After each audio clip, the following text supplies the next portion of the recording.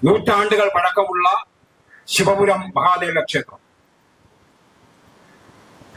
ആ ക്ഷേത്രത്തിന്റെ ഹൈന്ദവ വിശ്വാസത്തെ, അവിടുത്തെ ഭക്തജനങ്ങളുടെ വിശ്വാസത്തെ വ്രണപ്പെടുത്തിക്കൊണ്ട് കഴിഞ്ഞ ഏതാനും ദിവസങ്ങൾക്ക് മുമ്പായി അവിടെ ഭക്തർക്ക് പൂജാലംഘനം നടത്തിയിരിക്കുകയാണ്. നമുക്കറിയാം, ഈ നഗരസഭ മുനിസിപ്പാലിറ്റി സെക്രട്ടറിക്ക് അറിവിന്റെ കുറവുണ്ട് എന്ന് നമുക്ക് മനസ്സിലാക്കാൻ സാധിക്കും. 1980 ഹിന്ദു സമൂഹമല്ല ഇന്ന് ഈ നാട്ടിലുള്ളത്, അല്ലെങ്കിൽ അന്നത്തെ ഹൈന്ദവ സംഘടനാ സംവിധാനമല്ല ഇന്നത്തെ സംവിധാനം. അപ്പൊ ഇതൊക്കെ ഇവിടുത്തെ ഈ മുനിസിപ്പാലിറ്റി, ഇവിടുത്തെ ഈ ഓഫീസ് സെക്രട്ടറി ഓർത്താൽ നല്ലതാവും. ഇത് ഇതൊരു തുടക്കമാണ്. ഈ ഹൈന്ദവ സമൂഹത്തെ വ്രണപ്പെടുത്തിയ ആ വിശ്വാസത്തെ ഹൈന്ദവ സമൂഹത്തോട് മാപ്പ് പറഞ്ഞുകൊണ്ട് ആ ഹൈന്ദവ സമൂഹത്തിന് അവിടെ പൂജ നടത്തുവാൻ വേണ്ടിയുള്ള സൗകര്യം എത്രയും പെട്ടെന്ന് തന്നെ ചെയ്തു കൊടുക്കണമെന്നാണ് ഈ സമരം കൊണ്ട് ഉദ്ദേശിക്കുന്നത്. അങ്ങ് മനസ്സിലാക്കി പ്രവർത്തിച്ചാൽ വളരെ നല്ലതാകും എന്ന് പറഞ്ഞുകൊണ്ട് ഞാൻ എന്റെ കർത്തവ്യത്തിലൂടെ കടക്കുകയാണ്. നമ്മുടെ ഇന്നത്തെ ഈ ധർണ ഇതിന്റെ അധ്യക്ഷൻ നമ്മുടെ ഹിന്ദു ഐക്യവേദിയുടെ താലൂക്കിന്റെ പ്രസിഡന്റ് ആയിട്ടുള്ള ശ്രീ ജനചന്ദ്രൻ ചേട്ടനാണ്. അദ്ദേഹത്തെ സ്വാഗതം ചെയ്തുകൊള്ളുന്നു. ഈ ക്ഷേത്രത്തിന്റെ ഭാഗത്തായി ഏതാണ്ട് 40ഓളം വരുന്ന ഇസ്ലാമിക സഹോദരന്മാര് അവിടെ താമസിക്കുന്നുണ്ട്. അവരെല്ലാം പുറമ്പോക്കിലാണ് താമസിക്കുന്നത്. കനാലിന്റെ പുറമ്പോക്കിലും റോഡ് പുറമ്പോക്കിലും.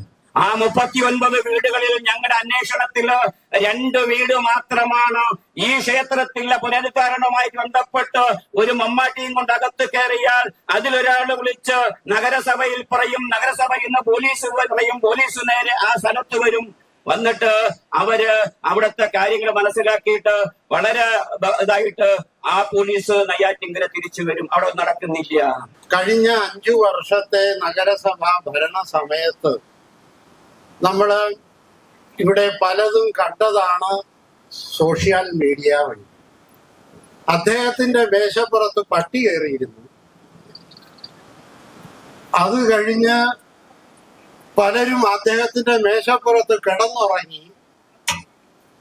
ഇത്രയും കഴിവും അജ്ഞതയും വിവരവും നിയമവിവരവും അറിഞ്ഞൂടാത്ത മലരുകളെയാണ് ഈ സർക്കാർ ഇവിടെ പ്രധാനപ്പെട്ട സ്ഥാനങ്ങളിൽ നിയമിക്കുന്നത് എന്നതിൽ ഖേദമുണ്ട്.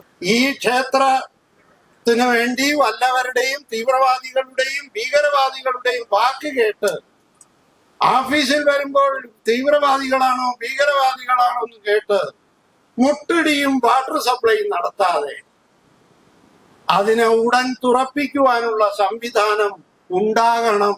അല്ലെങ്കിൽ ഈ തീരുമാനങ്ങൾ പ്രഭാകരൻ ചേട്ടൻ സൂചിപ്പിച്ചതുപോലെ ഒന്നിച്ചു ചേർന്ന് ഇലക്ഷൻ തെരഞ്ഞെടുപ്പ് സമയമായതുകൊണ്ടാണ് മറ്റു കാര്യങ്ങളിലേക്കൊന്നും നീങ്ങാത്തത്.